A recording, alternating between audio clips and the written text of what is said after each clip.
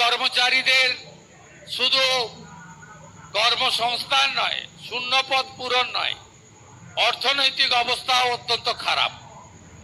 কারণ আপনারা গোটা ভারত যখন 6th পে কমিশন পেয়ে গেছে, আপনারা তখন 7th পে কমিশনেই আপনারা পাননি। 7th পে কমিশনই পাননি। আমরা 7th পে কমিশন তৈরি করে দিয়েছি। আগামী কয়েক মাসের মধ্যে রিপোর্ট এসে গেলে 7th পে কমিশনও কার্যকর করে দেব। বহু রাজ্যে এবং কেন্দ্রীয় সরকারে 8th পে কমিশনের কমিটি তৈরি হয়ে গেছে।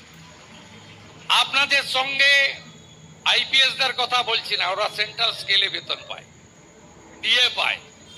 তার নিচে যারা আছে আপনাদের কথা ভাবা হয়নি।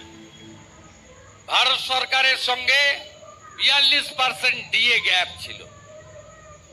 একদিনে পারবো না, সময় দিতে হবে। বাজেটে ঘোষণা হয়েছে 20% ডিএ অক্টোবর মাসে পাবেন। এবং আমি অর্থ সচিবকে বলেছি, অর্থমন্ত্রীকে বলেছি যে পুজোর আগে অক্টোবরের বেতন দিতে এবং 20% অ্যাডিশনাল দিতে।